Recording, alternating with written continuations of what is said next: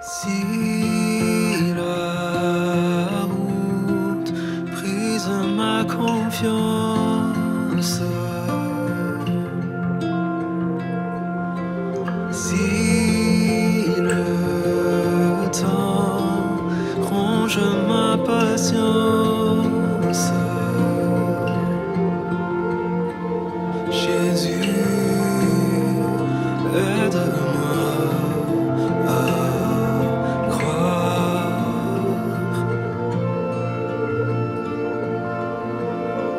Si ta voix choisit le silence, tiens mon cœur dans l'obéissance. Jésus,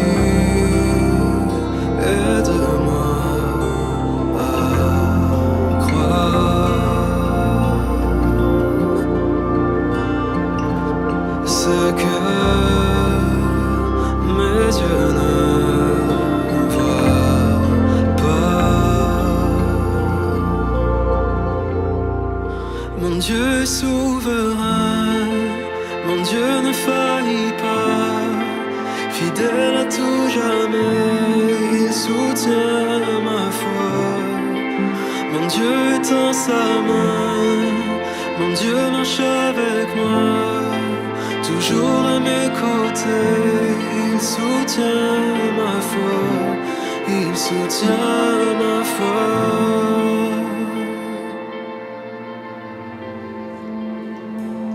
Si le doute cache ta présence, cette croix est mon assurance. Jésus, tu es ma victoire.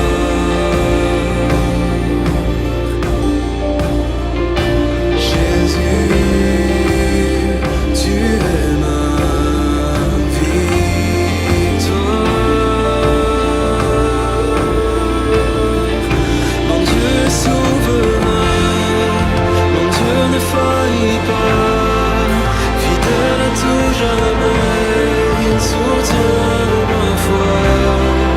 Mon Dieu est en sa main, mon Dieu marche avec moi, toujours à mes côtés, il soutient ma foi.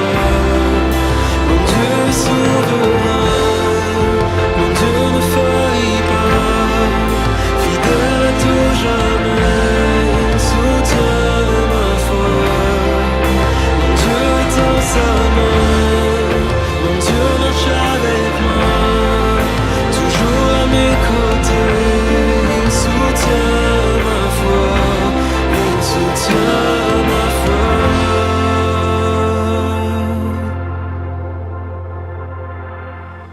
Dieu, tu es bon. Dieu, tu es bon. Dans nos faiblesses, tu montres ton amour.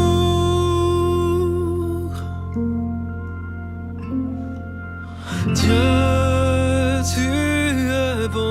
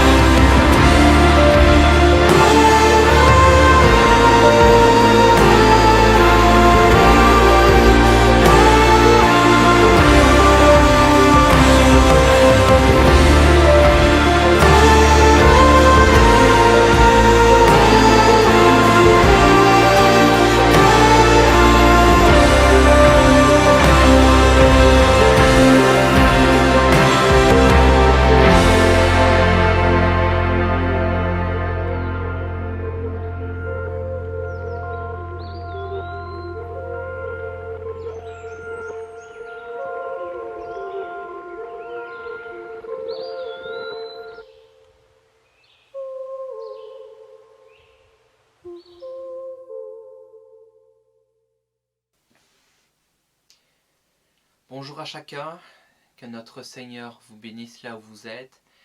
J'espère que le chant qui a introduit notre culte de ce matin vous a plu, car en effet, Jésus est notre victoire. Il marche à nos côtés et il soutient notre foi. Prions. Seigneur, nous voulons te remercier parce que tu es notre soutien et tu es là à nos côtés. Merci Seigneur de nous accompagner encore ce matin au travers de ce culte. Que nous puissions entendre ta parole et que tu puisses recevoir notre adoration et notre reconnaissance. Merci Seigneur pour cette semaine et nous te demandons Père de bénir cette journée encore une fois. Sois loué pour tout. Amen. Alors à quelques semaines de la fête de Pâques, j'aimerais vous lire quelques paroles de Jésus prononcées un peu de temps avant sa crucifixion. Alors ce passage se trouve dans Luc au chapitre 21 et j'espère que vous avez pris votre outil, c'est-à-dire votre Bible, afin de suivre les paroles du Seigneur.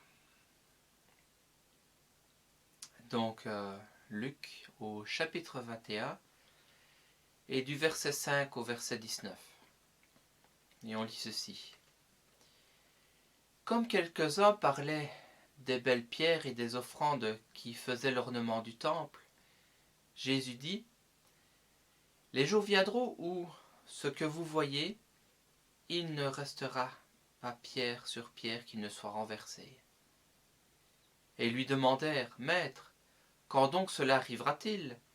Et à quel signe connaîtra-t-on que ces choses vont arriver? » Alors Jésus répondit, « Prenez garde que vous ne soyez séduits, car plusieurs viendront en mon nom, disant, c'est moi, et c'est le temps qui approche, ne le suivez pas. Quand vous entendrez parler de guerre et de soulèvement, ne soyez pas effrayés, car il faut que ces choses arrivent premièrement. Mais ce ne sera pas encore la fin.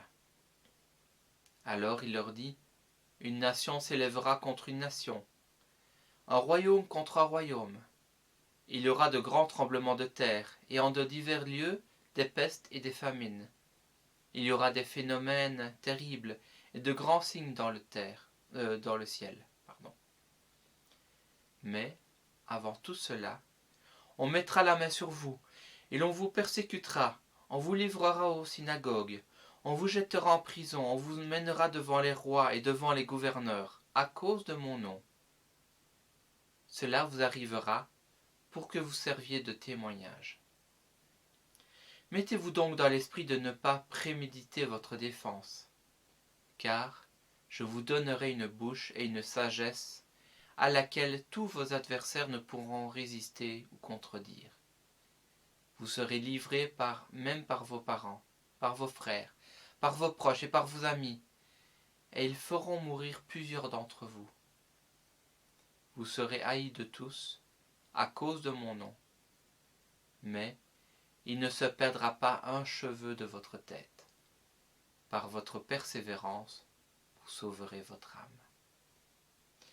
Alors on pourrait diviser ce passage en deux parties. Dans la première partie, Jésus nous parle de ce qui se passe autour de nous. Des faux prophètes qui éloignent les frères et les sœurs de la vérité, et aussi des guerres, des famines, des pestes ou bien on pourrait dire de pandémies. Tout cela arrive, n'est-ce pas? Et le Seigneur le savait à l'avance. Et il nous a dit ceci, ne soyez pas effrayés. Alors cela est facile à dire, et pourtant le Seigneur le demande. Ne soyons donc pas effrayés, car il est auprès de nous, à nos côtés.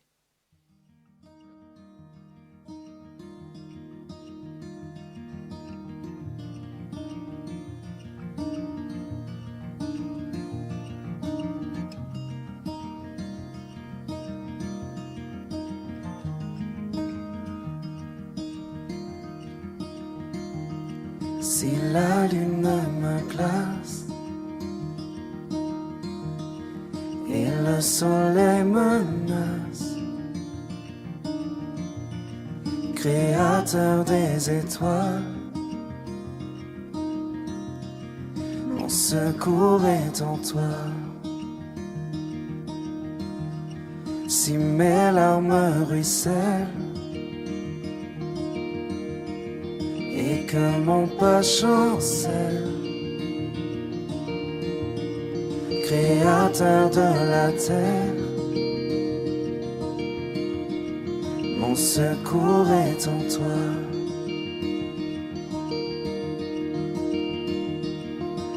Je lève les yeux vers les hauts sommets. Toi seul est mon Dieu. Je proclamerai. Toi seul est ma force. Toi seul me restaure, mon secours est en toi.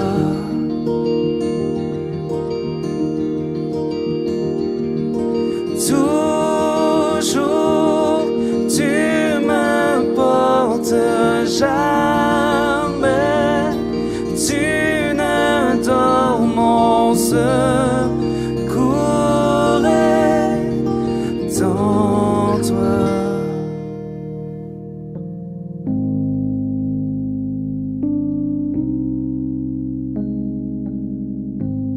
Si la peur m'envahit et mon âme chavire, Créateur de la vie, mon secours est en toi.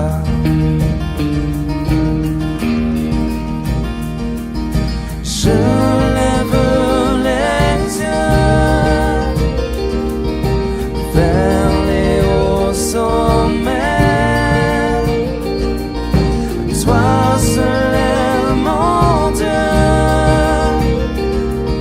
Je proclamerai. Toi seul est ma force. Toi seul me restaure, mon secours est en toi.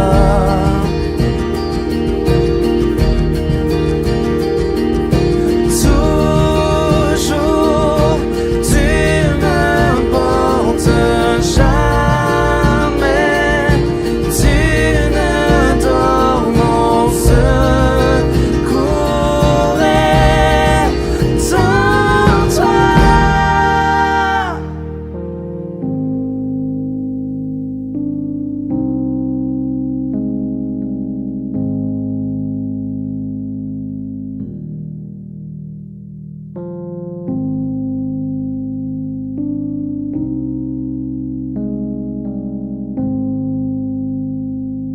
Ta victoire, mon espoir, ton chemin, mon destin, ton salut, mon refuge, tout est en toi. Ta victoire, mon espoir, ton chemin, mon destin, ton salut, mon refuge, tout est en toi.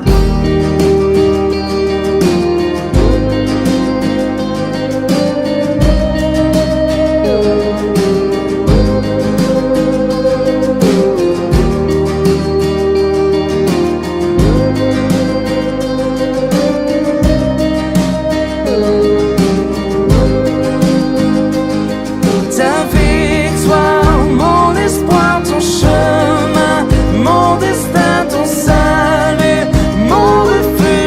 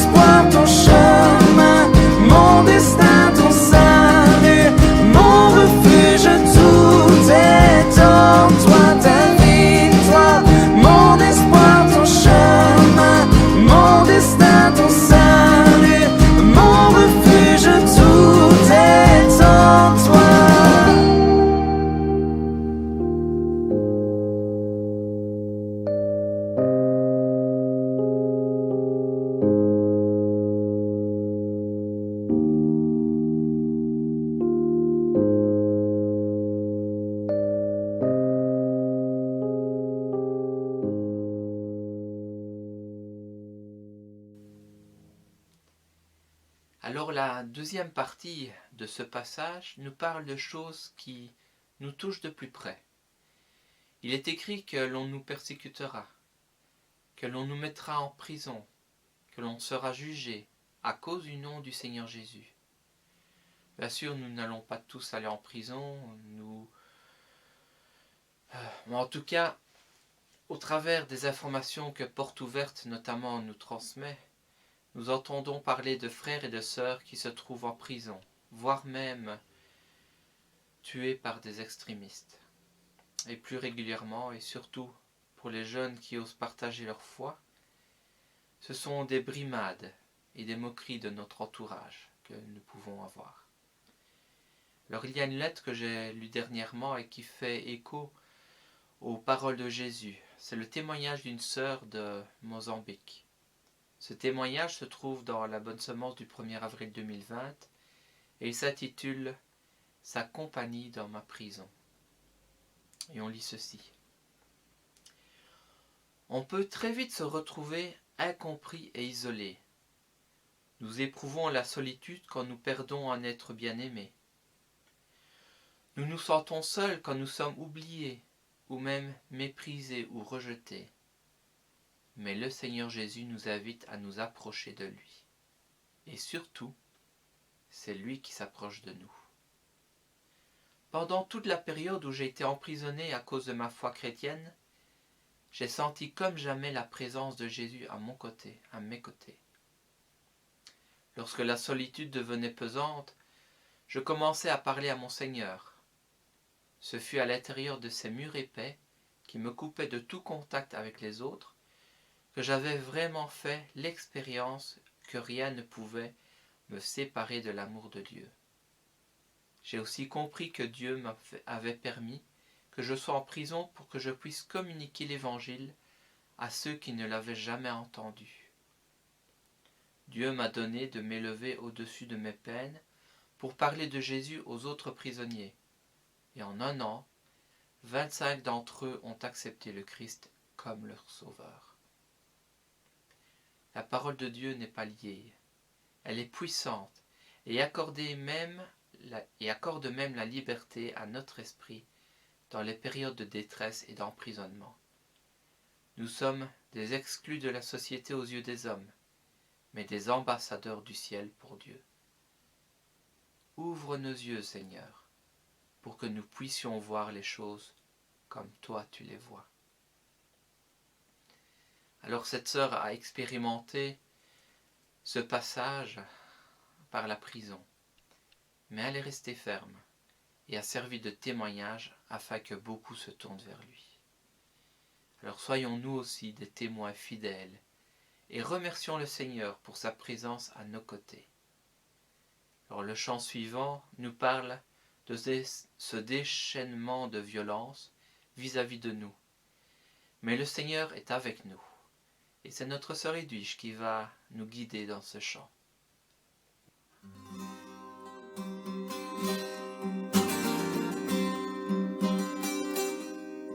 Si la mer se déchaîne, si le vent souffle fort, si ta barque t'entraîne, n'aie pas peur de la mort. Si ta barque t'entraîne, n'aie pas peur de la mort. Il n'a pas dit que tu coulerais, il n'a pas dit que tu sombrerais, il a dit allant de l'autre bord, allant de l'autre bord. Si ton cœur est en peine, si ton corps est souffrant, crois en Jésus, il t'aime, il te donne la paix. Crois en Jésus, il t'aime, il te donne la paix. Il n'a pas dit que tu coulerais, il n'a pas dit que tu sombrerais, il a dit je te délivrerai, je te délivrerai. Si un jour sur ta route l'oiseau, le méchant, ne sois pas dans le doute. Dieu aime ses enfants, ne sois pas dans le doute. Dieu aime ses enfants. Il n'a pas dit que tu coulerais, il n'a pas dit que tu sombrerais.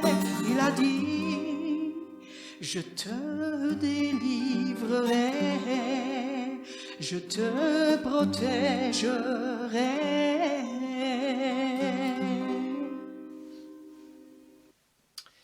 Merci à Edwige pour la direction du chant. Alors le Seigneur est présent dans nos tempêtes, dans toutes nos épreuves, et nous pouvons lui faire confiance, parce qu'il est un Dieu admirable. Et si le Seigneur est avec nous, nous pouvons passer par les épreuves les plus fortes. Nous ne devons pas être inquiets, car il est là. Et il est puissant. Il est présent à nos côtés, et face aussi à nos adversaires. Car il dit, « Je vous donnerai une bouche et une sagesse à laquelle tous vos adversaires ne pourront résister ou contredire. » Alors continuons notre louange avec le chant « Ô Dieu » du groupe Impact.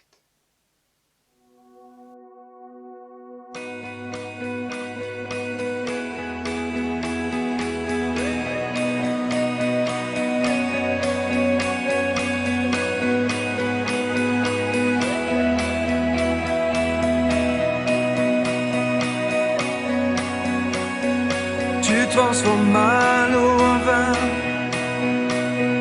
touche à les yeux de ta main, nul n'est comme toi,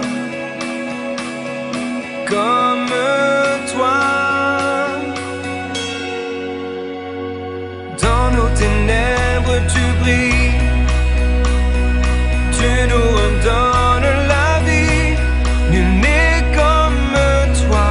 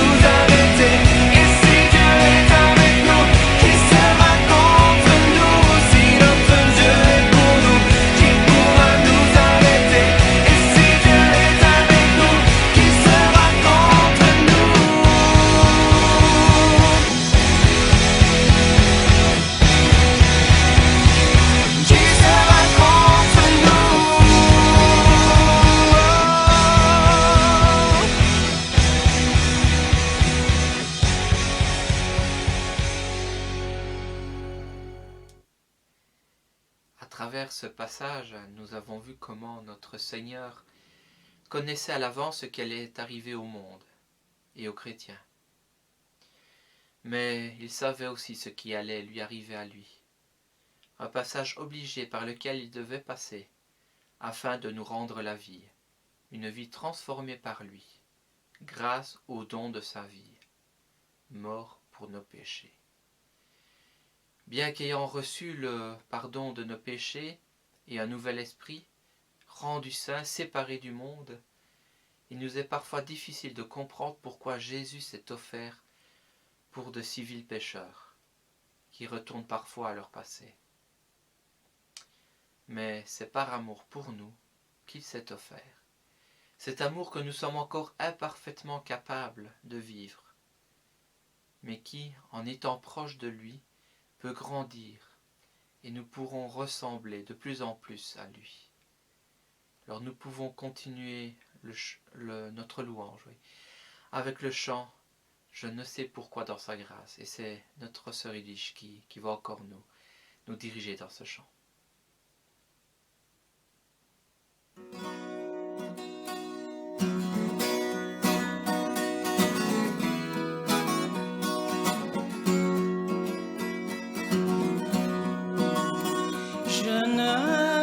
C'est pourquoi dans sa grâce, Jésus m'a tant aimé. Pourquoi par son sang il efface ma dette et mon péché.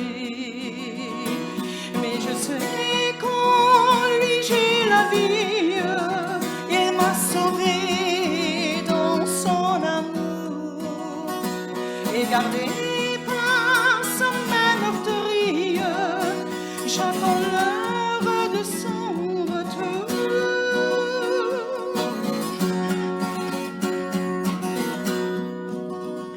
Je ne sais comment la lumière éclaire tout mon cœur, comment je compris ma misère et reçu mon sauveur. Mais je sais qu'en lui j'ai la vie, il m'a sauvé dans son amour. Et gardé par sa main meurtrie, j'attends l'heure de son retour.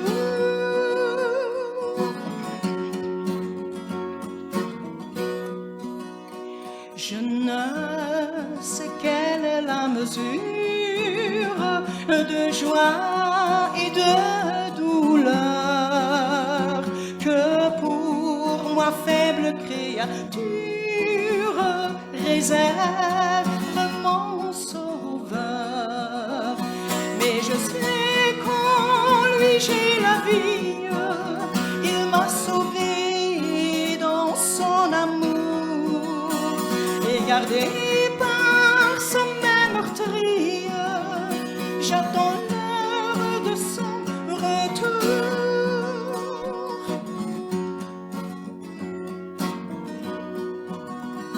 Je ne sais quand de la victoire le rang façonnera, quand l'agneau l'époux dans sa gloire avec lui me prendra. Mais je sais qu'en lui j'ai la vie, il m'a sauvé dans son amour. Et gardé par sa main meurtrie, j'attends l'heure de son retour.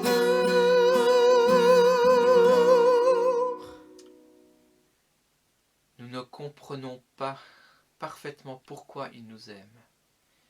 Mais quand nous observons la nature et même l'être humain parfois, nous voyons un début de réponse.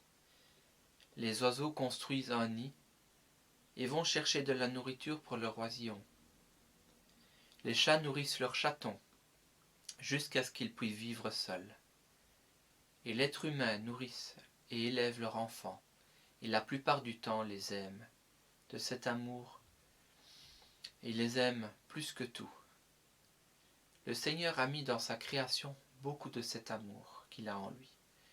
Et tout ce qui nous entoure et encore un peu, a encore un peu de cette empreinte. Peut-être plus autant que nous le voudrions dans l'être humain à cause du péché, mais la nature en est encore pleine. Oui, Dieu est amour, et il met en nous cet amour afin de la partager. Et nous pouvons aussi l'utiliser pour lui offrir notre reconnaissance et notre amour en retour, avec le chant « Jésus, je t'aime ».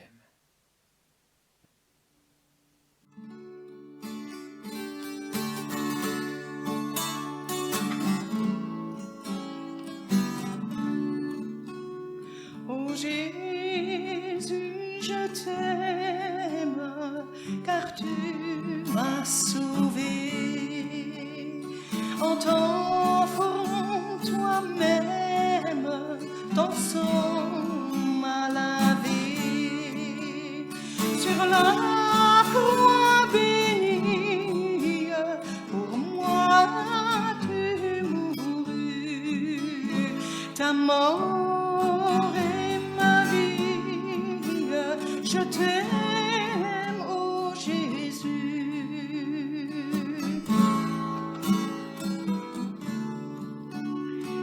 Ici-bas je t'aime, jusque dans la mort, à l'heure suprême du dernier effort. Ma voix expirante ne s'entendra plus. Sachez que je chante, je t'aime, ô Jésus.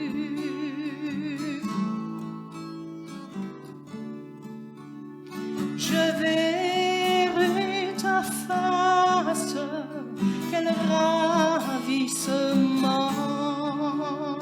Je louerai ta face, ta grâce éternellement, et dirai sans cesse avec les élus l'hymne d'allégresse. Je t'aime, ô Jésus. Prions ensemble et que là où nous sommes, nous puissions élever nos voix vers le Seigneur pour le remercier pour sa présence dans nos vies.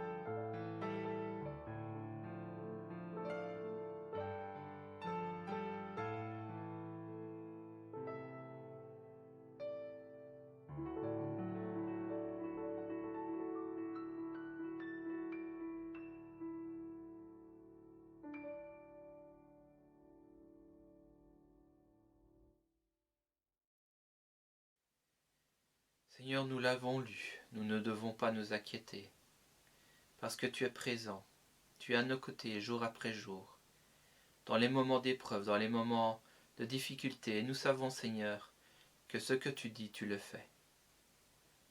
Merci, Père, pour ton amour, que nous pouvons encore remarquer à travers la nature et parfois même au travers des êtres humains qui nous entourent. Merci, Seigneur, de cet amour que tu remets en nous quand nous t'acceptons. Et fais, Seigneur, que nous puissions l'écouter, l'entendre, le voir au travers de nos actes et au travers des actes de nos frères et sœurs. Merci, Seigneur, pour tout. Amen.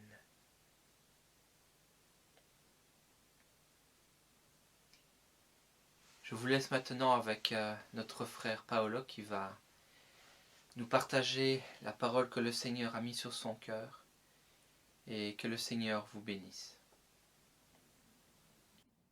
Bonjour à tous et j'espère que vous allez bien. Alors, pour introduire le message d'aujourd'hui, j'aimerais revenir sur ce nuage de poussière, de sable qui nous est venu du Sahara. Il y a deux semaines, à peu près 2-3 semaines, ici, nous avons pu voir, pour certains en tout cas, qui avaient la chance d'avoir un ciel dégagé, nous avons pu voir un ciel coloré d'orange. Et c'est dû donc à du sable qui est venu porté par le vent jusqu'à nous. Et à certains endroits, ce sable s'est déposé et a sali les voitures, les fenêtres, les toits des maisons.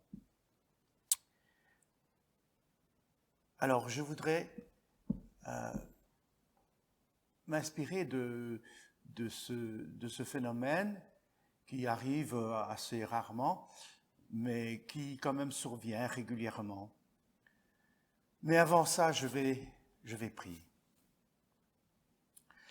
Seigneur mon Dieu, nous te remercions pour ton amour, Seigneur, qui a fait de nous tes enfants. Seigneur, cet amour t'a coûté le sang de ton Fils que tu as donné pour nous, Seigneur, afin que nous soyons sauvés de ce funeste destin qui avait été prévu pour nous. Seigneur, merci de nous avoir remis sur le bon chemin, Seigneur, le chemin qui mène à toi. Seigneur, nous voulons te remercier aussi pour ta parole que tu as gardée, préservée pendant tant de siècles, afin qu'elle arrive jusqu'à nous, intacte, afin qu'elle puisse nous instruire et nous guider. Et Seigneur, je te prie d'être avec moi aujourd'hui, afin que je puisse parler avec droiture de ta parole, Seigneur, et qu'elle puisse nous instruire, nous encourager à marcher dans la sainteté. Au nom de Jésus. Amen. Alors donc voilà, certaines régions ont été, particulièrement en France, ont été un peu plus atteintes. Et donc il a fallu nettoyer des poussiérés. Moi je me rappelle, il y a déjà pas mal d'années, on avait eu aussi ce nuage de poussière qui, je me souviens que ma voiture était toute jaune et on a dû dépoussiérer.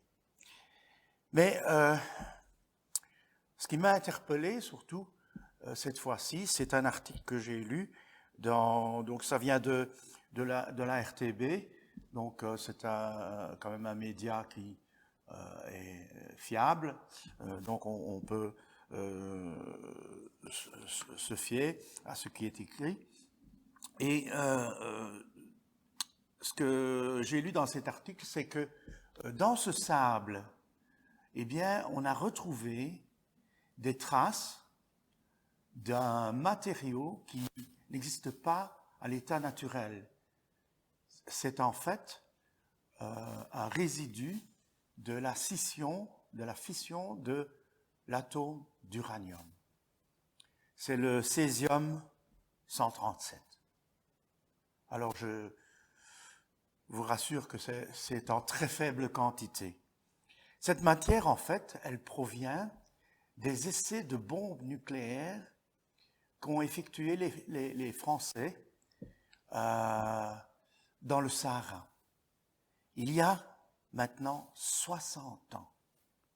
60 ans après, on retrouve des traces de ce césium-137, qui est un matériau radioactif.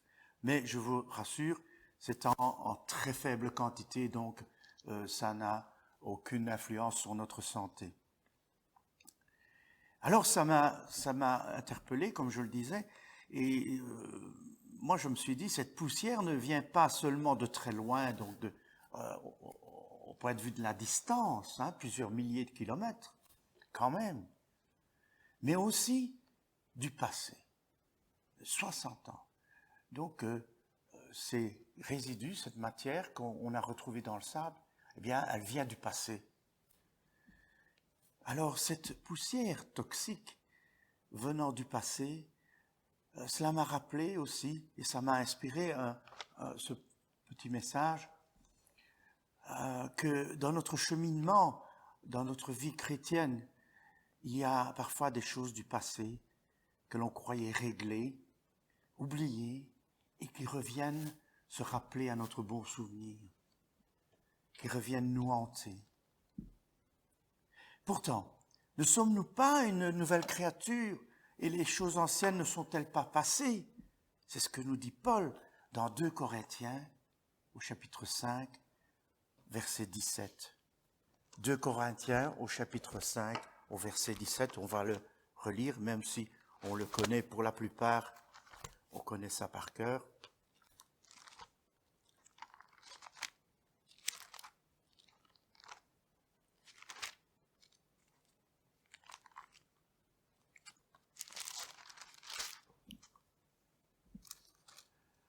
Si quelqu'un est en Christ, il est une nouvelle création. Les choses anciennes sont passées. Voici, toutes choses sont devenues nouvelles. Alors, commençons par une nouvelle création. Qu'est-ce que cette nouvelle création? Parfois, un frère ou une sœur me partagent qu'ils n'ont pas l'impression d'avoir complètement changé depuis leur conversion. Je suis toujours aussi têtu, je suis toujours aussi impatient, je suis toujours aussi timide, je m'emballe vite, je me mets vite en colère. Et, j'ai toujours ma personnalité, mon tempérament. Et cela les trouble, cela sème le doute dans leur esprit. Suis-je vraiment une nouvelle création? Et ça peut aller loin. Et ça m'a donné envie de vous partager ce petit message parce que je pense qu'on a besoin d'encouragement. Et le doute qui s'installe dans notre esprit, eh bien, c'est quelque chose qui nous ravit la joie que nous pouvons avoir dans le Seigneur. Alors ils sont d'autant plus troublés qu'ils ont pu voir chez certains frères ou sœurs des transformations très spectaculaires. En effet, après la conversion, on assiste parfois à des transformations, vraiment des changements très très prononcés. Et puis dans d'autres cas, eh bien, on ne perçoit pas vraiment des grands changements. Pour autant, est-ce que nous ne sommes pas une nouvelle création? Bien sûr que si. Alors comment comprendre nouvelle création? Eh bien, je pense que Dieu fait de nous quelqu'un de nouveau, mais nous sommes toujours la même personne. Nous ne sommes pas quelqu'un d'autre. Nous ne sommes pas un avatar comme au cinéma. Nous sommes toujours la même personne, mais nous sommes une nouvelle création pour Dieu, parce qu'il ne tient plus compte de notre passé. Tout ce que nous avons fait avant, ça compte plus. On a remis les compteurs à zéro.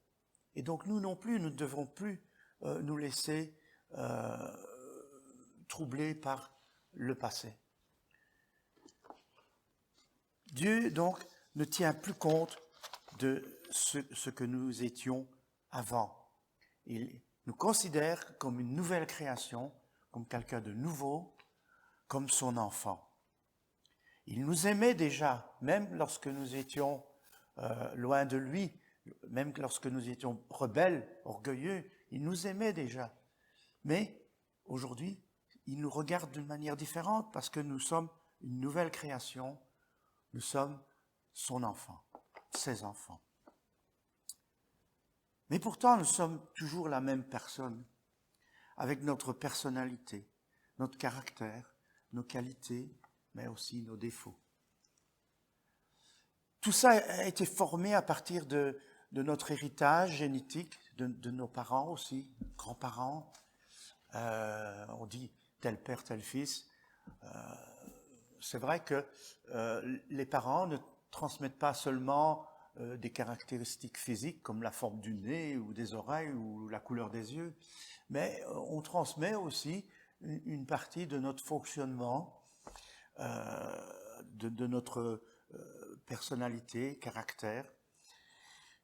Ceci se mélangeant avec notre vécu, avec nos expériences, et tout cela fait ce que nous sommes aujourd'hui. Cependant, Dieu fait de nous un être nouveau dans le sens que nous avons maintenant aujourd'hui la capacité de nous améliorer.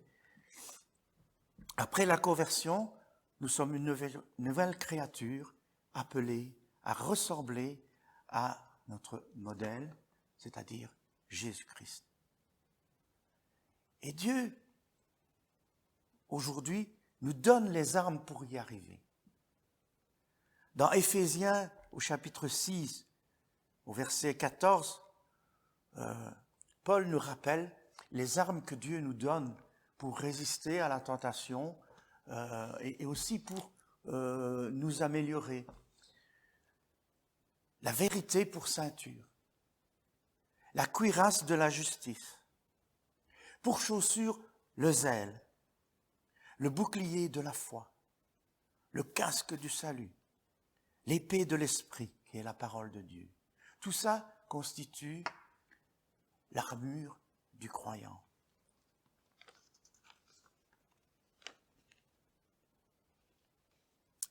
Alors, les choses anciennes sont passées. Ah. Là aussi, parfois, des frères et des sœurs me partagent que, ils ne comprennent pas très bien, les choses anciennes sont passées, oui, bon, mais quand même. Et une mauvaise compréhension de ce verset peut aussi nous conduire au doute et au découragement. Et donc nous empêcher d'avancer dans notre perfectionnement.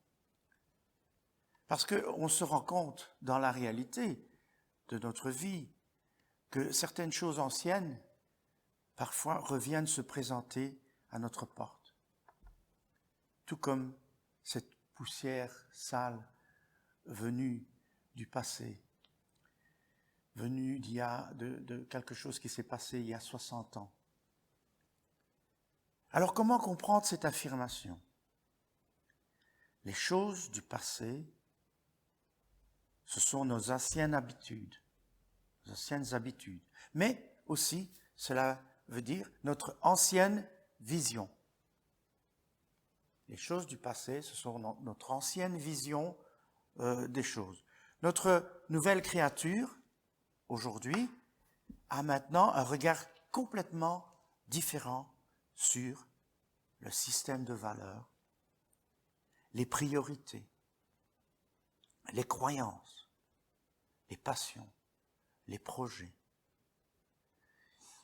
Les choses anciennes sont passées, voici toutes choses sont devenues nouvelles. Nous avons maintenant une nouvelle approche, plus spirituelle, vis-à-vis de toutes ces choses.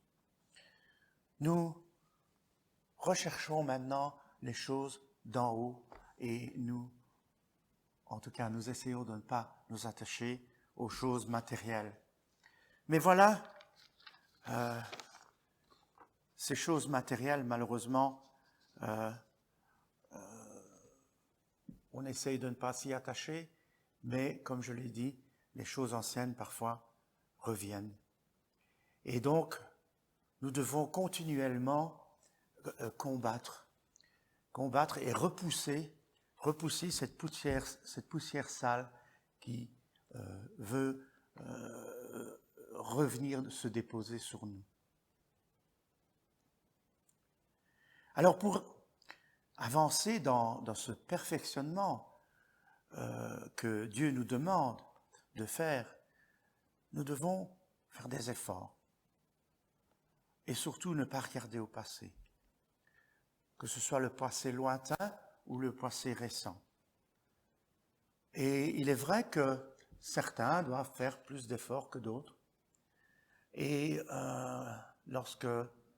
si je suis quelqu'un qui doit faire beaucoup d'efforts, eh bien, je peux me décourager parce que je vois certains qui arrivent avec facilité. Et je peux dire, mais Seigneur, pourquoi moi? Pourquoi eux, pas moi? Mais voilà, j'ai pas de réponse à ça, hein. J'ai pas de réponse. En tout cas, Paul, dans la lettre aux Philippiens au chapitre 3, versets 12, 13, 14, nous encourage à avancer et ne pas regarder en arrière. Philippiens, chapitre 3, 12, 13, 14.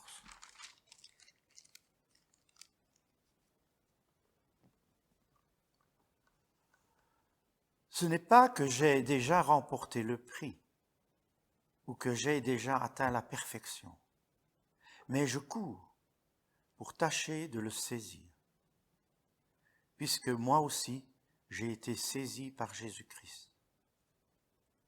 Frères, je ne pense pas l'avoir saisi, mais je fais une chose. Oubliant ce qui est en arrière et me portant vers ce qui est en avant, je cours vers le but pour remporter le prix de la vocation céleste de Dieu en Jésus-Christ. Nous tous donc qui sommes des hommes faits, ayons cette même pensée.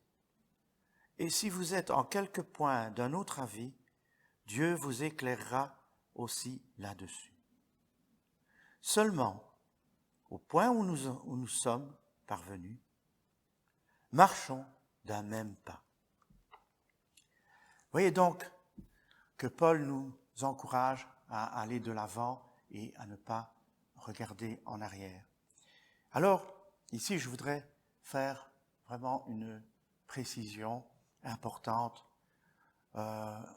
J'hésite de partager sur ce point parce que c'est très délicat. Il faut vraiment faire attention à tout ce qu'on dit. Alors, il n'est pas question ici de se justifier.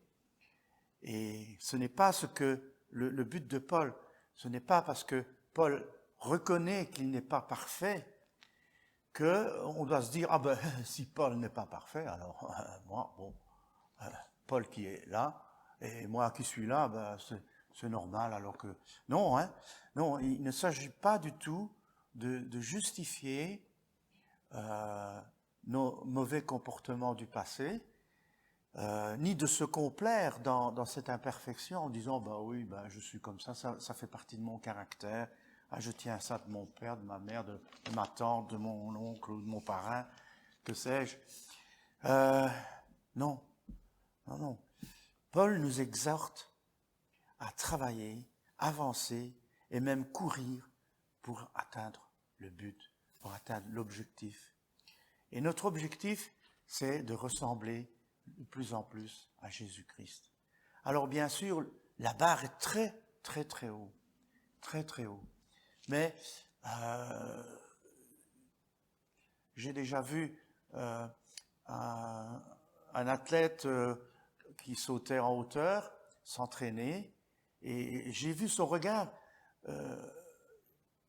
Le sauteur ne regarde pas la barre, il regarde au-dessus de la barre, parce que lui, il veut passer au-dessus. Et puis, il va remonter la barre, et puis il va essayer de passer, puis il va remonter la barre. Et voilà, peut-être n'arriverons-nous jamais à être 100% comme Jésus, mais notre devoir et ce qu'on nous demande, c'est de faire des efforts, en tout cas dans cette direction. Alors, pourquoi est-ce que je dois encore faire des efforts? Pourquoi Dieu ne me transforme pas complètement? Pourquoi est-ce qu'il reste encore des choses à améliorer? Eh bien, nous allons lire dans Jean, l'évangile de Jean, au chapitre 13. Jean, au chapitre 13.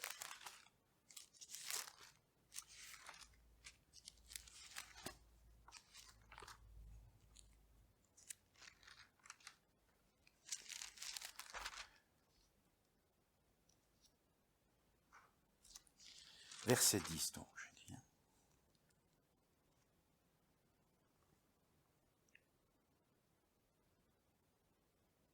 Pardon, verset 9. Simon-Pierre lui dit, « Seigneur, non seulement les pieds, mais encore les mains et la tête. »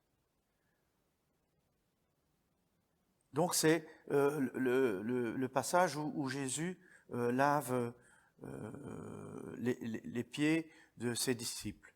Et Pierre, il ne veut pas, il dit, « Non, jamais tu ne me laveras les pieds. » Jésus lui répondit, « Si je ne te lave, tu n'auras point de part avec moi. » Simon-Pierre lui dit, « Seigneur, non seulement les pieds, mais encore les mains et la tête. » Jésus lui dit, « Celui qui est baigné n'a besoin que de se laver les pieds pour être entièrement pur. Et vous êtes purs, mais non, pas tous, car il connaissait celui qui allait le livrer. C'est pourquoi il dit, vous n'êtes pas tous purs. » Donc, qu'est-ce que ça veut dire celui qui est baigné, il n'a plus que les pieds, il n'a plus besoin que de se laver les pieds, le reste c'est bon. Qu'est-ce que ça veut dire? C'est bien sûr une image. Pourquoi le pied et pas le reste du corps? Eh bien, notre corps a été purifié par le sang du Christ qui a coulé sur la croix de Golgotha. Christ qui a pris sur lui notre péché et qui nous lave de ce péché, nous purifie entièrement. Et ce sacrifice n'a pas besoin d'être réitéré, d'être complété par d'autres actions que nous pourrions faire. Cependant, les pieds, cela représente la partie que nous avons à faire, nous, de notre côté. C'est-à-dire les efforts que nous devons faire justement pour combattre l'ancienne créature, pour combattre les choses anciennes du passé qui ont tendance à vouloir revenir, et donc pour marcher vers la sanctification. Nous avons une part. Et cette part, ça représente les pieds. Tout le corps et le reste est purifié par le sang de Jésus. Alors pourquoi les pieds?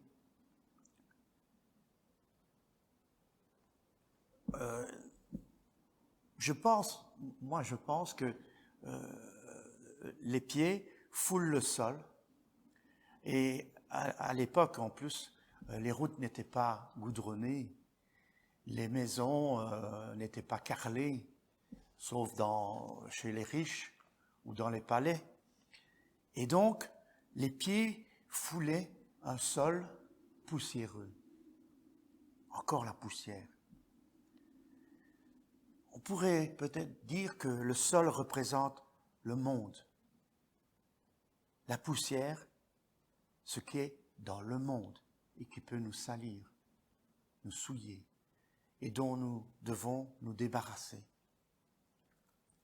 Et donc c'est une image qui nous rappelle que, bien sûr, nous sommes nous sommes une nouvelle créature, nous sommes enfants de Dieu, nous sommes sauvés, purifiés par le sang de l'agneau. Nous n'avons plus besoin de faire des actions pour gagner notre salut, certainement pas. Nous n'avons plus besoin de travailler à notre salut. Cependant, nous avons nos pieds sales. Il reste nos pieds qui se salissent parce que, pourquoi ils se salissent? Parce qu'ils foulent le sol, ce monde et la poussière de ce sol. Donc voilà pourquoi Jésus a fait une espèce de parabole en parlant des pieds. Et je dois dire qu'au début, je ne comprenais pas. En première lecture, je n'avais pas compris qu'est-ce que Jésus voulait dire. Mais lorsqu'on médite et avec l'aide du Saint-Esprit, eh bien, on découvre des choses vraiment intéressantes et importantes pour notre instruction. Alors, voilà, j'arrive à la conclusion. Je n'ai pas été trop long aujourd'hui. Ne nous laissons pas troubler par la poussière du passé. Nous sommes maintenant une nouvelle création. Mais l'ennemi de nos âmes essaye de nous influencer, de semer le doute dans notre esprit. Tu es une nouvelle créature, vraiment? Les choses anciennes sont passées, vraiment? Pourtant, tu as encore fait ça, alors que tu n'es plus censé le faire. Alors, ne nous laissons pas influencer par cela. Mais nous ne devons pas non plus nous contenter de rester dans notre état et nous complaire dans notre état. Nous devons marcher vers la perfection, même si nous n'atteindrons jamais la perfection, puisque, on le dit, la perfection n'est pas de ce monde. Mais notre objectif, c'est de ressembler le plus possible à notre modèle suprême, c'est-à-dire Jésus-Christ. Alors Dieu nous demande d'avancer dans cette direction. Et il nous donne les armes pour atteindre cet objectif. Utilisons-les. Utilisons-les. Nous avons le Saint-Esprit, oui, c'est bien, c'est très bien. Le Saint-Esprit nous guide, nous instruit, oui, mais il faut l'écouter. Ah oui, et ça nous appartient. Ça nous appartient, c'est notre participation. Le Seigneur ne nous demande pas 100% de réussite. Par contre, il mérite que nous fassions 100% d'efforts. Voilà ce que je voulais vous partager aujourd'hui. Alors voilà, ne nous laissons pas décourager. Ne laissons pas le doute envahir notre esprit et nous freiner et nous bloquer, nous ravir cette joie que nous avons dans le Seigneur. Alors, ne regardons pas à hier ou avant-hier ou au passé plus lointain. Regardons vers l'avant et ne doutons pas.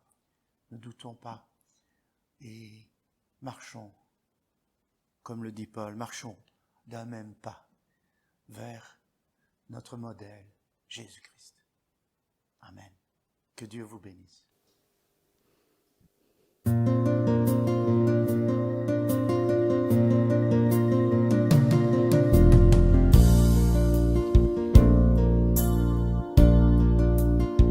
J'écouterai ce que dit Dieu, car il est droit pour qui l'écoute.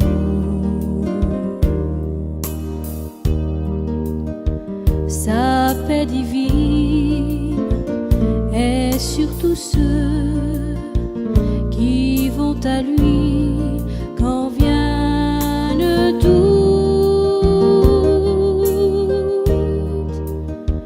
Fidèlement le suivre, je veux marcher dans ses sentiers. Il est la main qui me délivre de la folie de mes projets. Ta bienveillance, ô Éternel, vaut mieux que tout ce que j'ai vu. Ma délivrance est sous ton aile, sur le rocher de ton salut. Sa gloire est proche, son règne vient, et le pays est apaisé.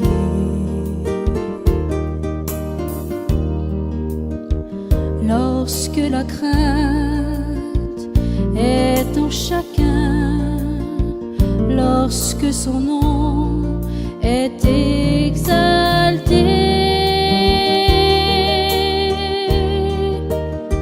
marchons en paix, suivant son pas, en justice et en vérité. Recevons tout ce qu'il voudra, ce que sa main veut nous donner. Ta bienveillance, ô Éternel, vaut mieux que tout ce que j'ai vu. Ma délivrance est sous ton aile, sur le rocher de ton salut. Ta bienveillance, ô Éternel, vaut mieux que tout ce que j'ai vu. Ma délivrance est sous ton aile, sur le rocher de ton salut.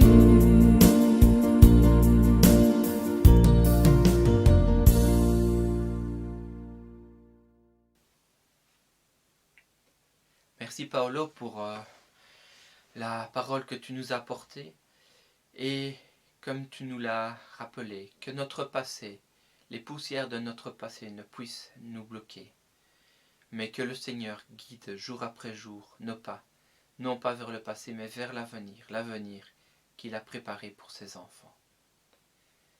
Je vous laisse maintenant avec un dernier chant, et ce chant c'est « En toi, je sais qui je suis ». Bonne semaine à tous et bon dimanche.